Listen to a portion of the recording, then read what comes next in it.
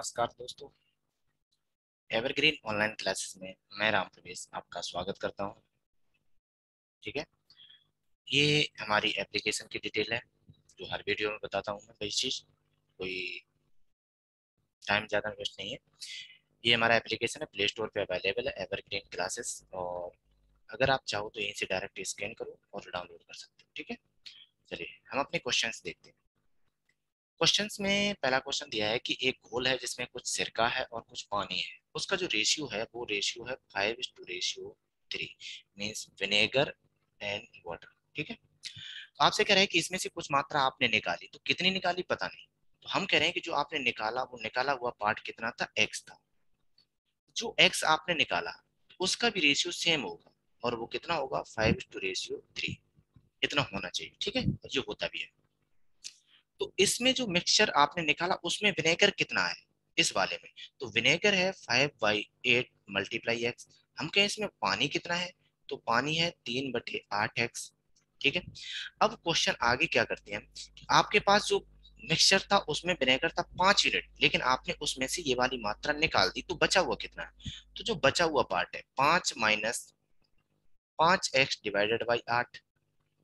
इसको सॉल्व करोगे तो वैल्यू आएगी 40 - 5 एक्स डिवाइडेड बाई 8। अब हम कहें, ये तो बात है विनेगर की, अगर हम पूछें कि वाटर की कंडीशन क्या है, तो पहले आपके पास वाटर था 3, आपने इतनी मात्रा निकाल दी, ये वाली मात्रा, तो बचा कितना, तो 3 एक्स डिवाइडेड बाई 8 आपने बाहर कर दिया, तो बचा हुआ पार्ट है आपका 24 - 3 एक्स डिवाइडेड बाई 8। ठीक है, यहाँ तक तो नॉर्मल कंडीशन समझ में आ गई होगी। अब चलते हैं क्वेश्चन पे जो हमसे पूछा गया है और दिया गया है। तो आपसे कह रहा है कि जितना हिस्सा आपने निकाला उसकी जगह पानी मिला दिया। तो आपने निकाला कितना था, एक्स, तो आपको उतना ही पानी बढ़ाना पड़ेगा। अब ये करने के बाद दोनों वैल्यू कैसी हो गई, तो विनेगर इक्वल डब्ल्यू, मतलब है कि पानी और अब सिरका कैसे हो गए, आपके बराबर हो गए। तो जो सिरका है वो हमारा पहले बचा हुआ पार्ट कितना है, 40 - 5 एक्स डिवाइडेड बाई 8 है। और जो पानी है वो हो जाएगा आपका 24 - 3 x divided by 8 plus x. ठीक है, तो इसको सॉल्व करोगे अगर आप, तो यहाँ पे है 40 - 5 एक्स डिवाइडेड बाई 8 इक्वल, इसको सॉल्व करोगे तो आएगा 24 - 3 एक्स प्लस 8 डिवाइडेड बाई 8। इस 8 से यहाँ पे x होगा, और इस 8 कैंसिल कर दोगे, तो आगे अगर सॉल्व करोगे तो सेम वही चीज। तो यहाँ बचा आपका 40 - 5 एक्स इक्वल, यहाँ हो जाएगा 24 प्लस के 5 एक्स।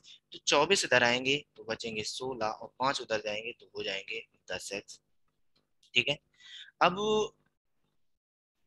इसको ही और सिंप्लीफाई करोगे, तो यहाँ से जो x है वो तो आपको मिलेगा 16/10, मीन्स 8/5। यहाँ तक उम्मीद करते हैं समझ में आ गया।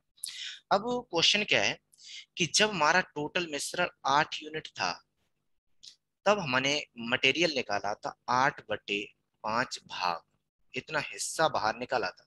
लेकिन अगर ये 1 यूनिट होता तो आप मटेरियल निकालते 1/5 भाग। जो पूछा जाता है वो हमेशा 1 यूनिट का ही वैल्यू पूछा जाता है। तो जो 1 यूनिट का पूछा जाता है उसके अकॉर्डिंग हमारा आंसर कौन सा हो जाएगा, आपका फोर्थ हो जाएगा। ठीक है, उम्मीद करती है समझ में आ गया होगा। अब इसी क्वेश्चन को हम क्या कर रहे हैं, एक और नॉर्मल कंडीशन लगा के हम लोग सॉल्व कर लेते हैं, एज ए कंप्यूटर के थोड़ा फास्ट हो जाता है। विनेगर और वाटर दोनों को लिख लो। तो ये दिया है 5:3 में, आपने मटेरियल निकाला और उतना ही वाटर ऐड किया, रेशियो इक्वल हो गए।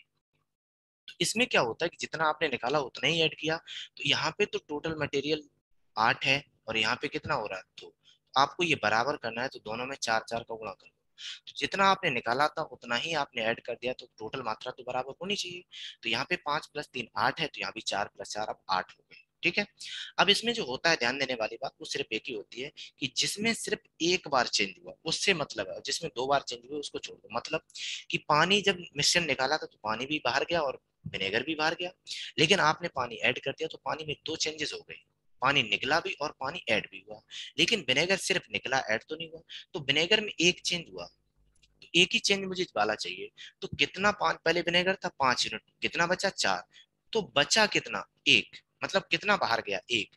किस में से बाहर गया, टोटल मात्रा 5 में से। यही भाग आपने निकाला था जो भी हमारा ऑप्शन में दिया। ठीक है, अच्छा क्वेश्चन था। चलिए नेक्स्ट क्वेश्चन देखते हैं।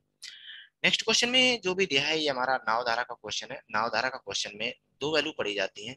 शांत जल में नाव की चाल, शांत जल में नाव की चाल, उसको बोला जाता है ए से डिनोट करते हैं। ठीक है, और सिर्फ धारा की चाल, अगर नदी चल रही है तो धारा की चाल, इसको डिनोट किया जाता है बी से। अब अगर आप दोनों एक ही दिशा में चल रहे हो तो चालें जोड़ दो, मतलब समान दिशा में। अगर आप विपरीत दिशा में चल रहे हो तो दोनों चालें हटा दो। ठीक है, दोनों को हटा दो। अब होता क्या है कि जो क्वेश्चन दिया वो देखो, हमसे दे रहा है कि एक नाव की प्रवाह की ओर रफ्तार क्या होगी। मींस आपसे जो पूछा गया है प्रवाह की ओर, मींस नाव की दिशा में, पानी की दिशा में चलना है, तो ए प्लस बी, जो पहला वाला हमारा ऑप्शन दिया है ये वाला तो मुझे मान चाहिए। लेकिन मान चाहिए तो ए और बी की वैल्यू चाहिए। जब नाव की रफ्तार पानी में 10 मीटर पर सेकेंड है, तो पानी का मतलब है शांत जल में चाल, तो ये ए दिया है आपको 10 मीटर पर सेकेंड। और नदी की रफ्तार नाव की रफ्तार का 20% है, मतलब बी का वैल्यू आपको 10 का 20% लेना था, तो वो कितना आ जाएगा, 2 मीटर पर सेकेंड। आपको दोनों वैल्यू ऐड करनी थी नॉर्मली, तो वो हो जाता 10 + 2 मीन्स 12%। ऑप्शन कौन सा दिया है आपको, चौथा दिया है। ठीक है, इजी क्वेश्चन था, अच्छा क्वेश्चन था। तो चलिए अगला क्वेश्चन देखते हैं। अगला क्वेश्चन दिया है हमारा समीकरण दो घात का। तो दो घात समीकरण जब भी हम लगाते हैं तो उससे पहले एक कंडीशन होती है, वो देखो कि अगर हम कहें कि दो घात समीकरण अगर जनरल लिखा, ax² + bx + c = 0, जनरल लिखा है, तो जनरल में क्या होता है कि इसको जब हम सॉल्व करते हैं इसके मूल निकालते हैं, तो मूल निकालने के लिए धराचार फॉर्मूला लगाया जाता है कि x =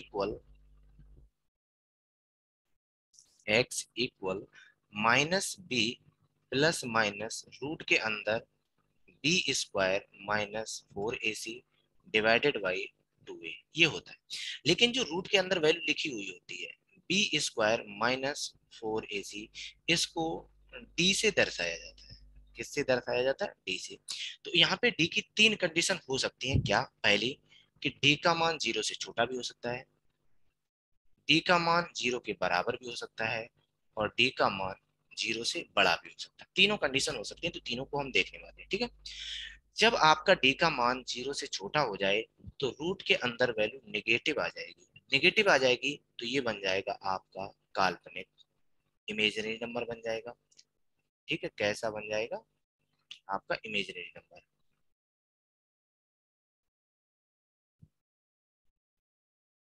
ठीक, और अगर ये इक्वल है 0 के, तो सीधी सी बात है कि रूट के अंदर 0 है, तो 0 का मतलब आप आपके रूट वाला कुछ पार्ट बचा ही नहीं। तो जो मूल होंगे, मूल की बात चल रही है सिर्फ, तो मूल आपके समान होंगे, मतलब दोनों मूल कैसे हो जाएंगे, बराबर होंगे। ठीक है, अब अगर बात चल रही है इसकी कि मान बड़ा है, जब मान बड़ा है तो वहां पे दो कंडीशन होंगी, या तो वो परफेक्ट स्क्वायर होगा, मतलब पूर्ण वर्ग होगा। ठीक है, या फिर पूर्ण वर्ग नहीं होगा। ठीक है, दोनों कंडीशन होंगे। तो जब पूर्ण वर्ग होगा, कह रहे हैं पूर्ण वर्ग होगा, जब पूर्ण वर्ग होगा तो उसके जो मूल होंगे वो परिमेय होंगे, और जब पूर्ण वर्ग नहीं होगा तो अपरिमेय होंगे। ये सिर्फ इतना इसका कॉन्सेप्ट है। ठीक है, तो देखते हैं अब हमारा जो क्वेश्चन था, इसकी कंपैरिजन अगर हम भाई कर दें ax² + bx + c से, तो यहाँ पे जो v का मान, मतलब जो d का मान, तो ये होना चाहिए आपका b² - 4ac। तो v का वैल्यू 5 है तो 25, 4 तो मल्टीप्लाई में दिया है, ए का वैल्यू आपको 3 दिया है, और सी का वैल्यू कितना दिया है, 3। तो इसको सॉल्व करोगे तो 25 - 36, और वैल्यू आ जाएगी नेगेटिव की 11। और हमने यही पढ़ा है कि अगर डी हमारा 0 से छोटा है तो इसके जो रूट होंगे वो कैसे होने वाले हैं, काल्पनिक। ऑप्शन नंबर हमारा कौन सा हो जाएगा, पहला। ये क्वेश्चन करने के लिए ये वाली कंडीशन आपको पता होनी चाहिए, और अच्छे से आप इसको, ठीक है, कहीं भी नोट कर सकते हो। अगला क्वेश्चन देखते हैं। अगला क्वेश्चन दिया है कि दो ट्रेनें हैं, एक ही दिशा में क्रमशः 25 मील पर घंटा और 30 मील पर घंटा की रफ्तार से चल रही है। यदि पहली ट्रेन दूसरी से 1 घंटा पहले निकले, मतलब है कि जो 25 से चल रही वो 1 घंटा पहले चलेगी, ठीक है, और तेज चलने वाली ट्रेन को धीमी ट्रेन को पकड़ना है। तो होता क्या है, हम कहें कि एक जो पहली ट्रेन है और एक जो सेकंड ट्रेन है।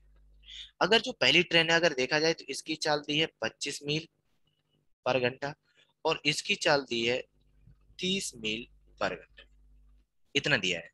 अब एक बात बताओ, अगर जब सेकंड चली थी और सेकंड के बाद मान के चलें कि यहाँ पे कुछ मिली होंगी, तो जब तक सेकंड ने चलना स्टार्ट किया था तब तक आपकी पहली ट्रेन 1 घंटा चल चुकी थी।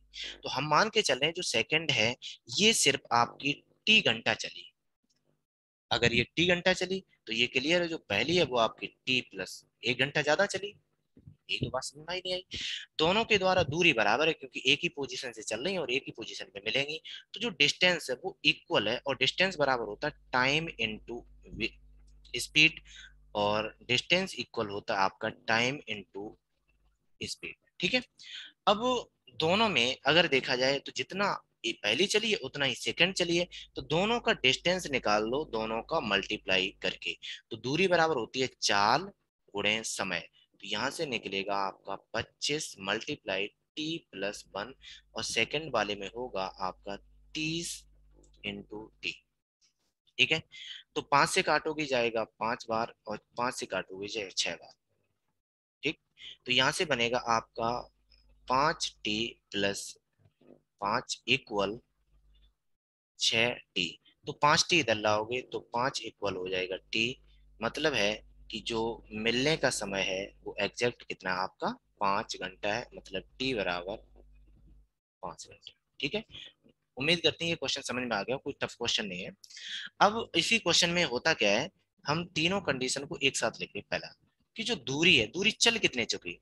अब पहली ट्रेन चली है 1 घंटा, तो पहली ट्रेन 1 घंटा में सिर्फ 25 मील चलेगी। दोनों की चालें जब एक ही दिशा में चल रही, ये भी इधर चल रही है और ये भी इधर चल रही है, तो चालें घटेंगी। तो यहां से हो जाएगा 30 - 25 इक्वल 5 मील पर आवर। तो हमसे पूछ क्या रहा है, टाइम पूछ रहा है, और समय बराबर होता है distance upon speed. Means distance आपके पास 25 मील है और चाल उसकी 5 मील पर घंटा है, तब भी टाइम कितना आएगा आपका 5 आएगा। अगर आप समझ में आ गया तो ये लगा सकते हो, वरना ये हमारा बेसिक वाला कॉन्सेप्ट अच्छा है। चलिए नेक्स्ट क्वेश्चन देखते हैं। नेक्स्ट क्वेश्चन में दिया है कि यदि एक संख्या का 50% दूसरी संख्या के बराबर हो तो उनका रेशियो क्या है। एक संख्या हम मान के चल रहे A है और एक संख्या हम मान के चल रहे B है। आपसे कह रहे हैं कि जो पहली संख्या है, कोई भी ले लो पहली संख्या, इसका 50%, 50/100 ये इक्वल दिया है आपके B के। तो यहाँ से 1/2 1/2, तो यहाँ पे हो जाएगा A/2, और जिसके नीचे कुछ भी नहीं होता वहां पे हम कितना लिख सकते हैं, 1 लिख सकते हैं। अब आगे करने के लिए हम एक कॉन्सेप्ट बता रहे हैं जो हमारा रेशियो वाले कॉन्सेप्ट का है। फिलहाल यहीं पे देख रहे हैं, अब जब आगे चैप्टर आएगा तो उसमें हम डिटेल से देखेंगे। होता क्या है, पहली कंडीशन कि अगर आपके पास कोई वैल्यू दी है A/A equal B/B equal C/C, तो यहाँ पे जो A:रेशियो B:रेशियो C होने वाले हैं वो नॉर्मली A:रेशियो B:रेशियो C होते हैं। सेकेंड कंडीशन होती है कि अगर ये मल्टीप्लाई में हो, equal B/B equal C/C multiply में हो, तो आपके पास जो वैल्यू है A:रेशियो B:रेशियो C, ये नॉर्मली हो जाएंगी आपकी 1/A ratio 1/B ratio 1/C। ये दो कॉन्सेप्ट पे अप्लाई करते हैं हम, ठीक है। तो हमारा जो क्वेश्चन है फिलहाल वो इस पे लगा हुआ है, बस दो वैल्यू यूज किए हैं तो कुछ नहीं। तो यहाँ पे इसका मतलब है कि A:रेशियो B होगा, तो जो नीचे वैल्यू लिखी है वही इनका क्या होता है, अनुपातिक मान होता है। तो अनुपातिक मान A:रेशियो B का कितना हो जाएगा, 2:1 हो जाएगा। चलिए नेक्स्ट क्वेश्चन देखते हैं। नेक्स्ट क्वेश्चन में दिया है कि 2.5 लाख रुपए की राशि को अगर 4%, 5% और 6% पर पहले, दूसरे, तीसरे वर्ष के लिए सालाना संयोजित किया जाए। तो जब सालाना संयोजित की बात कर रही है, सालाना, छमाही, तो ये जनरली किस में चलती है, आपकी CI में चलती है, मतलब है कि चक्रवृद्धि ब्याज में चलती है। तो आपसे यहाँ पे चक्रवृद्धि ब्याज के बारे में पूछ रहा है और 3 वर्षों के बाद हमसे क्या पूछ रहा है, राशि पूछ रहा है। तो जो राशि है, राशि नहीं पूछ रहा है आपसे, मिश्र धन पूछ रहा है। क्या पूछ रहा है? मिश्रण मीन्स अमाउंट पूछ रहा है। तो जब बात अमाउंट की होती है तो उसका जो फॉर्मूला होता है ये होता है amount equal principal 1 + R/100 power T. ठीक है। तो अब यहाँ पे पावर टी इसलिए लगाया जाता है क्योंकि हमारा जो यहाँ पे रेशियो है वो इक्वल होता है, मतलब है क्या, रेट जो होता है हमारा, दर होता है वो इक्वल होता है। लेकिन जब दर अलग अलग हो, मतलब है कि दर R1 R2 R3 इस केस में हो, तो यही जो फॉर्मूला है वो चेंज हो जाएगा। P1 + R1/100 1 + R2/100 और 1 + R3/100 इस रूप में चेंज हो जाता, और कुछ नहीं होता। ठीक है, रहेगा वही चीज। अगर ये दर बराबर होती तो उतनी हम पावर लगा देते। तो सेम इसी कॉन्सेप्ट को यूज करके हम क्या करने वाले हैं, इसका मिश्र धन निकालने वाले हैं। तो जब मिश्र धन निकालोगे तो ए इक्वल, मूलधन दिया है मुझे 2.5 लाख, तो 4 जीरो इसके पीछे। पहली दर तो 1 + पहली दर दी है 4, तो 4/100। दूसरे ब्रैकेट में 1 + दूसरी दर दी है 5, तो 5/100। और तीसरी दर दी है 6, तो 6/100। ठीक है, इसको सॉल्व करेंगे तो वैल्यू आएगी 2540। इसको सॉल्व करोगे तो वैल्यू आएगी 104/100 मल्टीप्लाई, इसको सॉल्व करोगे 105/100 और इसको सॉल्व करोगे तो 106/100। इतना करोगे। आप इसको कैलकुलेशन कर लेना, हम डायरेक्ट कैलकुलेटर यूज कर रहे हैं। तो यहाँ पे वैल्यू हो जाएंगे आपकी 254 टाइम्स 0 मल्टीप्लाई बाई 104 105 एंड 106। ठीक है, और ये डिवाइड होना है आपका 6 टाइम्स 0, 1 2 3 4 5 6। चलो पहले सॉल्व कर ले रहे हैं इसको। ठीक है, देखो यहां से अगर आप चाहो तो जीरो काट सकते हो, 1 2 3 4, 1 2 3 4। ठीक है, इतने जीरो कट जाएंगे। यहाँ से 25 से काटोगे तो 25 से 1, 25 से 4, 2 से काट रहे 2 और 2 से काट रहे हैं इसको 53 और 2 से इसको काट रहे हैं 52। तो जो हमारा अमाउंट है वो अमाउंट होना चाहिए 52 मल्टीप्लाई बाई 105 मल्टीप्लाई बाई 53। ठीक है, तो इन दोनों का जो मल्टीप्लाई है 52 मल्टीप्लाई 105 मल्टीप्लाई बाई 53, तो ये वैल्यू आएगी 28 93 80। कितनी वैल्यू आएगी इसकी? 28 93 80। तो यहाँ पे एक काम करना कि जैसे हमने यहाँ पे कैलकुलेटर किया है, तो आप कोशिश करना मत करना, क्योंकि अगर हम इसको सॉल्व करते तो थोड़ा टाइम लगता। तो उस केस में हमारा अमाउंट कितना हो जाएगा आपका? 28 93 80। ठीक है, 2,89,380। उम्मीद करते हैं आपको समझ में आ गया, कोई टफ क्वेश्चन नहीं है, आपका चक्रवृद्धि ब्याज का है। और चक्रवृद्धि ब्याज में सिर्फ आपसे अमाउंट पूछा है। अमाउंट का फॉर्मूला होता है P + 1 + R/100 power T. T सिर्फ इसलिए लगाया जाता है क्योंकि आपका जो रेट है वही आने वाला, तो उसको रिपीट करा देते हैं। ठीक है, अगला क्वेश्चन देखते हैं। अगला क्वेश्चन है कि अगर तरुण और अरुण को हटा दिया जाए तो एन लोगों के समूह का औसत कितना हो जाएगा? 12 हो जाएगा। ठीक है, एन लोगों का समूह का औसत कितना हो जाएगा? 12 हो जाएगा। और नहीं, 12 बढ़ जाएगा। और हमसे कह रहा है कि अगर नए दो लोगों को रोहित और मोहित तरुण और अरुण की जगह पे देखा जाए, कुल आयु और तरुण और अरुण के बराबर है। ठीक है, रोहित और मोहित हैं, उनकी आयु कैसी है? बराबर है। तो अगर दोनों की उम्र बराबर है, तरुण और अरुण की, जो रोहित और मोहित हैं, तो हमसे कह रहा है कि अगर रोहित और मोहित को एन लोगों के समूह में शामिल कर लिया जाए तो उम्र 4, औसत में 4%, 4 की कमी आ जाती है। तो एन का वैल्यू ज्ञात करना है। ठीक है, देखो अब है क्या ये क्वेश्चन में। क्वेश्चन में ये है कि आपके पास एन कैंडिडेट है। एन कैंडिडेट का एवरेज हमने कितना मान लिया? ए है, मान के चल रहे हैं फिलहाल। ठीक है, कितना है? ए है। तो अगर ये एवरेज, ये ए है एवरेज, तो जो योग होगा वो कितना होगा? तो योग होना चाहिए एन इंटू ए। इतना हो जाएगा। अब देखो टोटल कैंडिडेट कितने थे? एन। टोटल कैंडिडेट कितने थे, n। अब पहला केस चल रहा है कि जब तरुण और अरुण को हटाया जाएगा, तो जब तरुण और अरुण को हटाया जाएगा तो उनका जो टोटल योग है वो कम होगा। तो हम मान के चल रहे हैं कि n इंटू ए, टोटल में से तरुण प्लस अरुण बाहर चले गए, तो ये उनका अब रिमेनिंग कैंडिडेट का क्या बचा, उम्र का योग बचा। ठीक है, बात समझ में आई नहीं आई? अब एक बात बताओ, कैंडिडेट गए कितने थे बाहर, केवल दो। तो इसका मतलब टोटल में से अगर हम दो माइनस कर दें तो बचे हुए का औसत आ जाएगा। बचे हुए का औसत आपसे कह रहा है कि 12 बढ़ गया। तो पहले औसत था कितना, तो पहले औसत आपने ए माना था, अब आपका 12 क्या हो गया, बढ़ गया। तो पहली कंडीशन समझ में आई नहीं आई?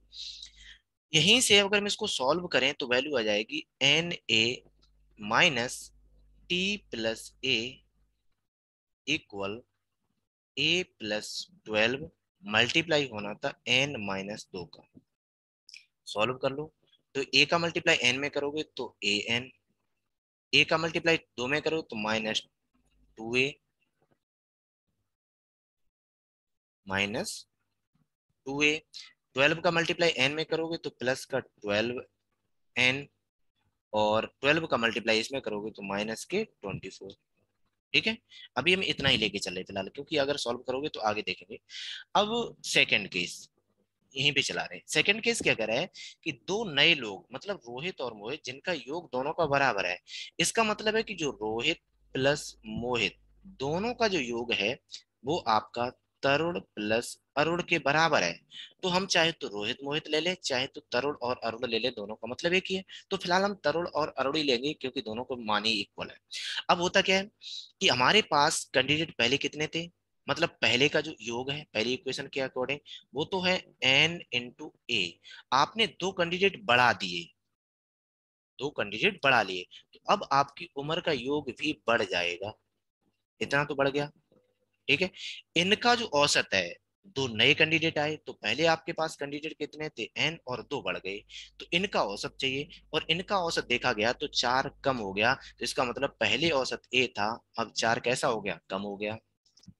इसको सॉल्व करोगे तो वैल्यू आ जाएगी N A plus T plus A equal A minus 4 multiply होना है एन प्लस 2 में।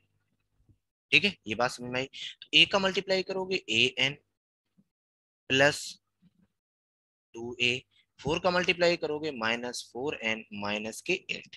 ठीक है, अब देखो, जब हम इसको सॉल्व कर रहे थे तो N A minus T plus A equal N A minus 2 A plus 12n-24। तो यहां से जो एन ए है, एन ए है, दोनों कैंसिल होंगे, और टी ए को हम इधर लेके आ रहे हैं। टी ए को हम इधर लेके आ, क्योंकि ये नेगेटिव है और ये नेगेटिव वाला पार्ट उधर लेके जा रहे हैं। तो इधर नेगेटिव थे 2a, तो ये हो जाएंगे 2a पॉजिटिव के। इधर माइनस के 24 थे तो ये भी हो जाएंगे 24 इक्वल। इधर बचा कौन, 12n, और ये नेगेटिव वाला पार्ट इधर आएगा तो t प्लस ए। सेम इसको सॉल्व कर रहे हो, तो इसको सॉल्व करोगे तो यहाँ से सेम वही चीज कि एन ए कैंसिल होगा, और यहाँ बचेगा टी प्लस ए इक्वल। तो यहाँ जो वैल्यू बची वो थी 2a माइनस 4n माइनस के 8। तो ये वाली वैल्यू उठा के हम इस समीकरण में पुट कर रहे हैं, क्योंकि टी ए का मान मुझे नहीं लेना, मुझे मान चाहिए किसका, ए एन का चाहिए, क्योंकि नंबर ऑफ कैंडिडेट चाहिए। तो जब हम टी ए का मान पुट करेंगे तो यहाँ पे देखो जो वैल्यू थी वो तो रहेगी, means 2a plus 24 equal 12n, ये भी रहेगा, प्लस टी ए का वैल्यू पुट करना है, means 2a minus 4n minus के 8। बात समझ में नहीं आई? अब देखो यहाँ पे 2a और 2a दोनों तरफ है, फिर कैंसिल आउट होगा। तो यहाँ पे जो वैल्यू बची है 8, इधर ले आओ, 8 को इधर ले आओ। तो 24 तो पहले के हैं, 8 आप और लेके आए तो वो भी प्लस के इक्वल। 12n में से 4n जाएंगे तो यहाँ पे बचे आपके 8n, ये दोनों ऐड होंगे तो ये वैल्यू हो जाएगी 32 इक्वल टू 8n। तो n इक्वल हो जाएगा आपका 4। और यही हमसे पूछा है कि नंबर ऑफ कैंडिडेट पहले थे कितने, तो पहले नंबर ऑफ कैंडिडेट कितने थे आपके, 4 थे। ठीक है, ये इसका बेसिक क्वेश्चन है और बेसिक से ही होगा और इसका कोई रूल नहीं है फिलहाल। तो चलिए ये क्वेश्चन उम्मीद करते हैं अच्छे से समझ में आ गया होगा। क्वेश्चन टफ नहीं है, केवल लैंग्वेज बड़ी है। चलिए नेक्स्ट क्वेश्चन देखते हैं। नेक्स्ट क्वेश्चन में दिया है एक ट्रेन है जिसकी स्पीड 60 किलोमीटर पर घंटा की रफ्तार से चल रही है। एक सुरंग को पार करने में उसको 24 सेकंड लगे। तो जब कोई ट्रेन खुद चले, मतलब सुरंग को पार कर रही है, तो जहां पे जो डिस्टेंस चली जाती है, ट्रेन अपनी लंबाई चलती है और उस टनल की भी चलती है, मतलब उस सुरंग को भी पार करेगी। तो ट्रेन की लंबाई प्लस सुरंग की लंबाई के बराबर वो अपनी दूरी तय करती है। ठीक है, आगे बात करते हैं स्पीड की। तो जब वो सुरंगों को पार कर रही थी तो सुरंग तो चल नहीं रही थी, तो ट्रेन खुद चल रही थी, और ट्रेन की स्पीड है 60 किलोमीटर पर आवर। अब यहाँ पे बात करते हैं सेकंड में बात चल रही है, तो इसको मीटर पर सेकंड में कन्वर्ट कर लो। तो 60 × 5/18, और ये हो जाएगा मीटर पर सेकंड में। ठीक है, बात करते हैं टाइम की। तो जब टनल को पार कर रही थी, केवल यहाँ पे बात कर रहे हैं सुरंग की अभी। ठीक है, तो जब टनल को पार कर रही थी तो उसको टाइम लगा था 24 सेकेंड। अब ये फॉर्मूला यूज कर दो। तो मुझे चाहिए दूरी। तो दूरी बराबर मतलब टी प्लस एस, ट्रेन की लंबाई प्लस सुरंग की लंबाई। तो जो डिस्टेंस होता है दूरी बराबर वो होता है चाल गुणे समय, टाइम इनटू स्पीड, इसका मल्टीप्लाई होता है। तो दूरी चाहिए, दूरी बराबर चाल। चाल आपकी कितनी आई, 60 × 5/18 इंटू 24। तो 6 से जाएगा 3 बार, 6 से जाएगा आपका 4 बार, 3 से काटोगे आप 20, और ये मल्टीप्लाई करोगे तो वैल्यू कितनी आएगी, 400। ये 400 क्या बता रहा है, ये 400 है आपकी ट्रेन प्लस सुरंग की लंबाई दे रहा है, और ये दिए है आपको 400 मीटर। ठीक है, अब इसी क्वेश्चन में हमसे आगे और कुछ पूछा है, वो भी देख लेते हैं।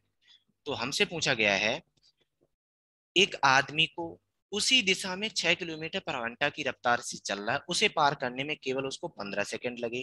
तो इस केस में देखो जो दूरी होगी वो सिर्फ ट्रेन की लंबाई के बराबर होगी, क्योंकि व्यक्ति की लंबाई को यहाँ पे नेग्लेक्ट किया जाता है, नगण्य माना जाता है। टाइम लगा वो आपको सिर्फ 15 सेकंड लगे, 15 सेकंड लगे। और यहाँ पे जो स्पीड होगी, स्पीड माइनस होगी, क्योंकि व्यक्ति की उसी दिशा में चल रहा है, ट्रेन भी उसी दिशा में चल रही है। तो यहाँ पे चालें 60 - 6 माइनस होंगी, तो बचेगा 54। और इसको हम यहीं पे 5/18 का मल्टीप्लाई करके मीटर पर सेकंड में कर ले रहे। तो 18×3 = 54, और ये हो जाएगा 15 मीटर पर सेकंड।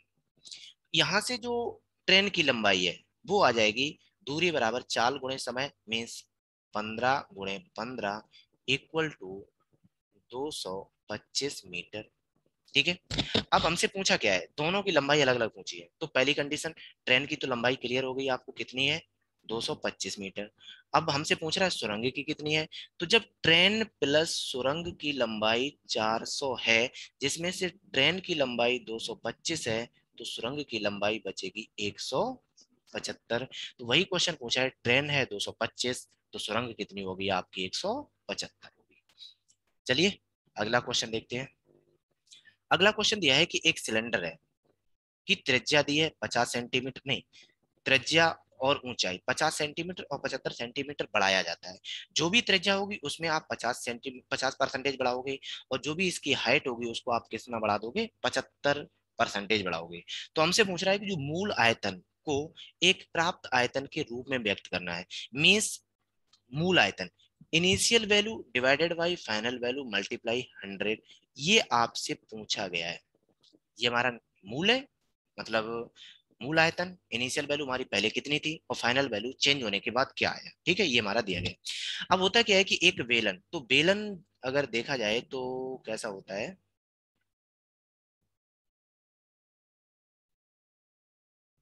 ठीक है, ये बेलन होता है आपका, ये बेलन होता है। ठीक है, और बेलन में आपको यहां से बीच में से यहां तक की डिस्टेंस आर मानी जाती है, और ऊपर से लेके नीचे तक की डिस्टेंस आपकी एस मानी जाती है। ठीक है, अब होता क्या है कि जो इसका आयतन होता है, वॉल्यूम, वॉल्यूम बराबर होता है पाई R² × H। ये मेंसुरेशन वाले में हम लोग पढ़ेंगे। ठीक है, फिलहाल हमने यहीं पे देखा है ये आयतन कितना होता है पाई आर स्क्वायर एच। लेकिन जब परसेंटेज चेंज की बात होती है तो वहां पे जो हमारा कांस्टेंट वैल्यू है पाई, देखा जाए तो उसका वहां पे कोई यूज नहीं होता है, क्योंकि वो दोनों में मिलेगा आपका, ठीक है, कट जाने को। तो हम यहाँ पे जो नॉर्मली वॉल्यूम है pi r square divided by h, उसमें थोड़ी देर के लिए हम इसको पाई को छोड़ के चलेंगे। मतलब ये कोई रूल नहीं है, रूल ये है कि इसको यूज करना ही है, लेकिन हम बात कर रहे हैं परसेंटेज चेंज की, तो वहां पे दोनों परसेंटेज चेंज में ये पाएगा आएगा और ये कैंसिल आउट हो जाएगा, तो इसके लिए हम यूज नहीं कर रहे हैं। तो उस केस में हम वॉल्यूम को ले सकते हैं R square divided by H, ले सकते हैं थोड़ी देर के लिए। अब यहाँ पे हम बात कर रहे हैं कि एक बात थी हमारी इनिशियल और चेंज होने के बाद फाइनल, ठीक है यहाँ तक। और यहाँ पे हम दोनों परसेंटेज को ब्रेक कर रहे हैं अलग। कैसे? आप 50% को ब्रेक करोगे तो वैल्यू आएगी 1/2। अगर आप 75% को ब्रेक करोगे तो वैल्यू आएगी 3/4। मतलब ये पहले हमारी 2 था, एक इंक्रीज हुआ। तो अगर हम बात करें रेडियस की, तो रेडियस पहले हमारी 2 थी और चेंज होने के बाद कितनी हो गई 3। अगर हम बात करें हाइट की, तो हाइट पहले हमारी 4 यूनिट थी और चेंज होने के बाद कितनी हो जाएगी 7, क्योंकि इंक्रीज हुआ है। तो यहाँ पे जो वॉल्यूम है, वॉल्यूम, तो यहाँ पे वॉल्यूम होना चाहिए 2 स्क्वायर इंटू 4। तो 2 स्क्वायर इंटू 4, और यहाँ पे होना चाहिए 3 स्क्वायर इंटू 7। ठीक है, तो 2 2 4 इंटू 4 16, और ये हो जाएगा 63। ठीक है, यूनिट हमेशा देना ना, रियल वैल्यू नहीं है, क्योंकि रियल वैल्यू हमारे पास है ही नहीं। अब हमसे कह रहा है कि ये वाला मान कितना होगा, मतलब मूल आयतन जो पहले वाला था नए आयतन के रूप में व्यक्त करना है। तो हमें मुझे चाहिए initial value divided by final value multiply by 100, क्योंकि परसेंटेज में मान चाहिए। तो इनिशियल वैल्यू आपकी थी 16, नई वैल्यू आई 63, मल्टीप्लाई करोगे 100 को, तो वैल्यू आपकी कितनी आएगी 25.39%। कैलकुलेटर लगा के आप कर लेना, ठीक है। तो वैल्यू आएगी, हमने तो कैलकुलेटर लगा लिया था, 39%। ठीक है, तो आपका नया वाला जो वॉल्यूम है वो पुराने वाले को रेशियो में किस में कन्वर्ट करेगा, आपका 25.39%। चलिए नेक्स्ट क्वेश्चन देखते हैं। ठीक है, आज के लिए हमारे इतने ही क्वेश्चन है। उम्मीद करते हैं कि आपको ये क्वेश्चन लगाने में बड़ा मजा आया होगा। अगर ये आपको अच्छी लगी वीडियो, तो वीडियो को लाइक करना ना भूलें। और अगर आप इस चैनल पर नए हैं तो उसको सब्सक्राइब कर लें। और आपको लगता है कि ये वीडियो आपके लिए यूजफुल है, आपके दोस्तों के लिए यूजफुल है, आपके रिलेटिव के लिए है, तो उन लोगों को शेयर जरूर करें। ठीक है, तो आज के लिए हमारा इतना ही।